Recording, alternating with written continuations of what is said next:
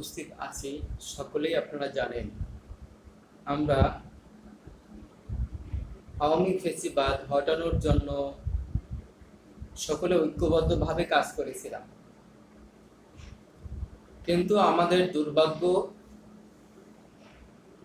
যে আমরা এই মুষ্টিমেয় যারা আন্দোলন করেছিলাম আমাদেরকে পাগল বলেছিল, আমাদেরকে সংসার বৈরাগী বলেছিল, আমাদেরকে নানানভাবে নানা ভাষায় কটূক্তি করেছিল। কিন্তু আমরা আমাদের আন্দোলন থেমে থাকিনি বা থেমে রইনি।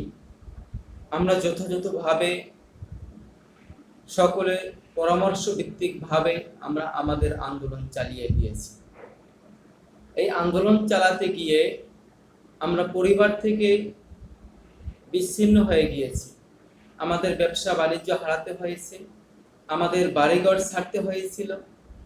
আওয়ামী হায়নাদের তাণ্ডবে আমরা আমাদের নিজ নিজ স্থানে আমরা বসবাস করতে পারিনি। এখানে আপনারা যারা আছেন আপনারা সকলেই জানেন যে আমরা দিনের পর দিন মাসের পর মাস নিজ বাড়িতে নিজ বাসস্থানে ঘুমাতে পারিনি, এমনকি 3 বেলা খাবার ঠিক মতো আমরা খেতে পারিনি। এটা আমাদের সবচেয়ে বড় কষ্ট ছিল। শুধু তাই নয় যে আমরা আমাদের পরিবার, স্ত্রী, সন্তান এবং মা বাবা তাদের সাথেও আমরা দেখা করতে পর্যন্ত যাওয়ার সুযোগটুকু পাইনি।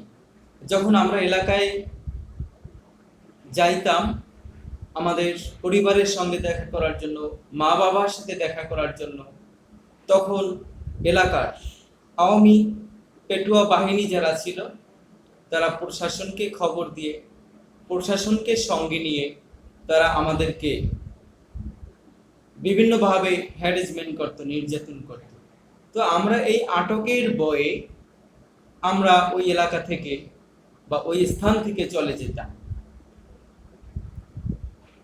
তাছাড়া পুলিশ এই বাহিনী কত নির্মম নির্যাতন অত্যাচার চালিয়েছে তা বাংলার প্রত্যেকটি মানুষ সাক্ষী। তো এই ইতিহাস ভুলে গিয়ে যদি এখন এই 24-এর পরে আপনারা নানান দ্বন্দ্বে বিভক্ত হয়ে যান, তাহলে আমাদের এত কষ্ট, এত পরিশ্রম, আমাদের যে ভাইরা জীবন দিয়েছে, রক্ত দিয়েছে, পঙ্গু হয়েছে, গুম হয়ে গেছে, তো আসলে তারা কিসের জন্য বা আমরা এত কষ্ট করে কিসের জন্য এই আওয়ামী লীগ তাড়িয়ে, আওয়ামী স্বৈরাচার তাড়িয়ে আমরা এই নতুন একটি বাংলাদেশ গড়ার স্বপ্ন দেখেছিলাম। আপনাদের সকলের কাছে আবেদন যে আপনারা কখনো এই দ্বন্দ্বে বা বিভিন্ন মতপার্থক্যে আপনারা বিভক্ত হয়ে যাবেন না। আমরা সবাই একটি জায়গায় অন্তত ঐক্য হব। সেই জায়গাটি হলো জনগণের মৌলিক অধিকার নিশ্চিত করাটাই আমাদের মুখ্য বিষয়। যদি আমরা আমাদের জনগণের মৌলিক অধিকার নিশ্চিত করতে পারি তাহলে জনগণের রাষ্ট্র হবে, জনগণ জনগণের মালিকানা বুঝে নিবে, জনগণই তখন এই রাষ্ট্র পাহারা দিয়ে রাখবে। জনগণ চিন্তা করবে আমার রাষ্ট্র আমাকে তো সব দিচ্ছে, তাহলে আমার রাষ্ট্রকে আমাকেই রক্ষা করতে হবে।